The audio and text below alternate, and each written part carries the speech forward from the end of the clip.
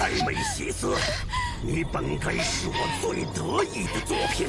第3次回溯只是场骗局，2年伏笔终于迎来了收尾。新版本的剧情虽然内容量不多，但包含的信息却非常爆炸。遥记开服之初，贤者率艾达之子于沃兰起兵，携时空引擎攻上海加德，一度让人以为大灾变将重现于世。但这次行动却是迷雾重重，其中过程更是扑朔迷离。疑点有3：其一，大兵压境，又有调虎离山在前，贤者优势在握，为何无故撤退？其二，贤者蛰伏谋划10年布局，竟仅被3人破之。其三，海加德援兵未至，艾达之子却未败先退，赦免天使此行为何？此3疑点欲解之甚易，无外乎掩人耳目，是谓明修栈道，暗度陈仓。天作孽犹可为，自作孽不可活。9区前任执行官卡尔为救异化之祸，力排众议，启动回溯计划，然遭人破坏，导致发生了灾祸，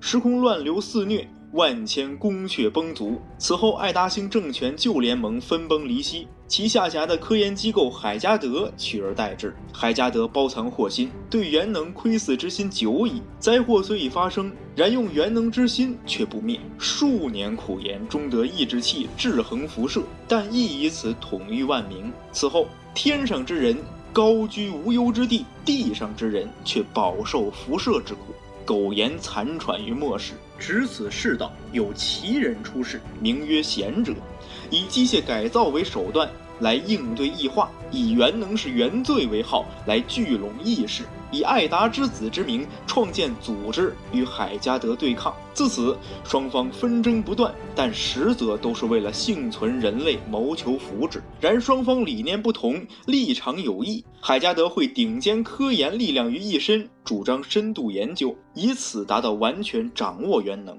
艾达之子则蛰伏于雪原，屯兵沃兰，与各地武装团伙合纵，以制约海加德。其主张回溯可以洗尽一切罪恶，当下所犯之罪，所结之因果，皆为虚妄，不破不立，破而后立。此后双雄争锋，攻伐不断，数十年却未见胜负，直至今朝。艾达之子与海加德交锋看似很牛啊，但如果用一句话形容，那就是明修栈道，暗度陈仓。纵观幻塔的下亚剧情，都离不开这2句话。初时贤者抓住执行者，以此为饵展开布局，后又联合掠夺者进攻避难所，看似是为了夺得物资，实则是为夺得沙利躯体做准备。在亚夏避难所的时候，我们巧遇弗兰茨，他是为了查探艾达之子出没古遗迹的原因而来。艾达之子这时就已经在重修时空井了，为第3次的时空回溯做着准备。等到夏佐带着沙利离开，我们在班吉斯又遇到了艾达之子袭击工业区，但真正的原因却是为了让夏佐见见父子，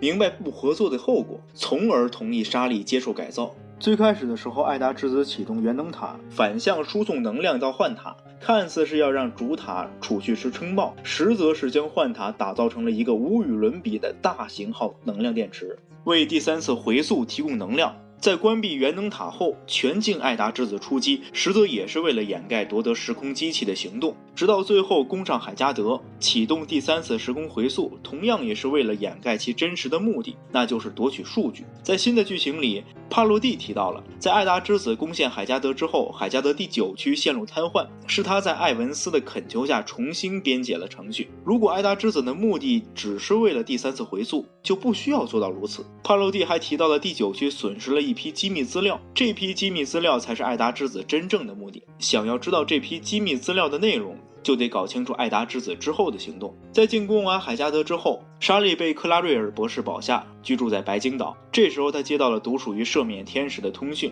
经过多番奔波，终于找到了通讯录的主人弗利加。他携带贤者的消息而来，同样告诉了我们关于维拉的信息。艾达之子也在引导我们前往维拉，但是当我们真正前往维拉后，艾达之子却一直都没有动静。是什么原因让他们引导我们前往，而后又没有动作呢？是幻塔。艾达之子知道维拉同样有着幻塔，但是在我们抵达维拉后，并没有在幻塔上有任何动作，所以艾达之子也就按兵不动，直到九域来客赦免天使才再次出现，于海底决战中拯救了莎莉。那就不对了，此时的九域是没有幻塔的，为什么艾达之子还行动了呢？因为蓝使用了时章的力量，时章系统来源于古文明，与夏亚的古遗迹同源，这也让贤者重新燃起了希望。其实我更怀疑艾达之子对维拉与九域一直都有着监视，赦免天使的救援来得太过巧合，九域改造号鬼成幻塔，奈米西斯突然发难，这里同样也很巧合。如果这一切都是贤者导演的，那么艾达之子的目的就是为了控制幻塔。让我们来复盘一下剧情全过程。元能塔异动将元能寄居于塔顶，艾达之子打上海加德是为了盗取资料，然后贤者在战斗中将数据传送进奈米西斯体内，然后再通过弗利加引导其前往维拉寻找另一座幻塔，但却遭遇了灰域体，自此开始偏离计划，一直等到九域天门重开，蓝与寒露跨界而来，发现了时章科技的存在，贤者再次发力，派遣赦免天使保护奈米西斯，并在潜意识中引导沙利前往九域，直到号鬼改造为幻塔，元能反应堆重启，奈米西斯才被启动，并授权新的幻塔设下禁制。这就是比较合理的流程了。无论是格索托斯或者是列阵子，都是被神明化的超级计算机，那授权很可能就不是本身的力量，而是因为权限所拥有的密钥，密钥数据才是授权的关键。这种推测同样来自于帕洛蒂的身份，他称呼自己为轮值授权者，职责是格索托斯网络系统的管理者，监视所有元能反应堆的运行情况。从描述来看，更像是一种职位，而并非是一种特殊体制，这样就让贤者盗窃数据，通过纳美西斯控制幻塔成了可能。但是也不用担心，目前来看，虽然纳美西斯在幻塔上做了手脚，但也只是限制了幻塔的输出功率，一旦超限就会跳闸，而且原因可能不止于此。九域这边也已经排查了一遍，并没有发现问题，帕洛蒂反而是返回总部调查，说不好已经有艾达之子的人渗透进了总部。无论是最早期的病毒上行感染，还是瘫痪海加德城市，都让艾达之子的渗透变得更加容易，搞不好以后就可以在幻塔里看谍战了。好了，让我们从头解析本次的剧情。刚登陆就收到了布勒威的通讯，邀请我们前往号鬼一叙，这是亚诺的初次登场。有意思的是布勒威的介绍，在台词里埋下伏笔的角色，这种介绍方式很有趣。我敢打赌99%的人都不会这样介绍自己的朋友，这种说法更像是为了符合人设而刻意为之。这也就是小峰常说布雷威并不是傻白甜，他的表现与其说是自然，不如说一直都是为了保持人设，他沉浸在扮演魔法少女的氛围里，但这是用理性来控制的，所以才会用书面化的伏笔形式介绍亚诺。亚努努作为布勒威的好闺蜜，不仅为他出谋划策，保卫人身安全，还提供着照顾日常起居的服务，这就是两人羁绊的力量吗？两人的聊天内容也是足够天马行空，考虑到了各种情况的求生应对，绝对是参加野外求生的种子选手。在布勒威的介绍下，我们得知改造后的幻塔有问题，除了亚诺，还有人被派往九域调查。于是我们立刻出发赶往天门。来人是出生于海加德总部的帕洛蒂，异色瞳有些高冷，但我更好奇的是他的年龄。他是轮值授权者，负责管理格索托斯网络，监视元能反应堆的运行。那他管理了多久呢？这里就有两种情况了。第一种，帕洛蒂与艾文斯一样，是大灾变之前的人类，受到大灾变的影响，不再衰老。这里也能解释为什么他有着权限等级5的身份，因为资历足够老。这种猜测下，帕洛蒂与艾文斯就是旧识，这也能解释为什么艾文斯会恳求他编写程序。另一种是帕洛蒂的年龄并不大，是一个天才少女，通过杰出的研究成果被破格提升为轮值授权者，管理着格索托斯网络。目前来看呢，这两种猜测其实都有可能，你更倾向于哪一种呢？帕洛蒂的自我介绍并不长，但信息却很多。他来自海加德总部，而并非第9区。终于夏亚的第2个海加德浮出水面，不是哪一个区，而是总部。这一点在前面是留过伏笔的。让我们回到格索托斯初次登场的画面。权限等级5，第9分区艾文斯大人，好久不见。格索托斯称呼艾文斯为第9区执行官，这里也可以看出格索托斯是身在总部的。那么总部在哪里呢？在目前的海加德第9区上面还有2个传送没有开启，一个是会议区的传送门，至少需要第9区的权限等级4才能进入，还有一个便是被守卫的门框。如果后续出现海加德总部的地图，这个传送门就很有可能是入口。帕洛蒂是精英效率者，对大家的来晚很不满，同时也表现出他对第9区的态度。简单说就是废物。仔细想想，第9区还真是废物。从剧情一开始就被艾达之子牵着鼻子走，最后还被偷了家，这搁组织里也是极度丢面子的事儿。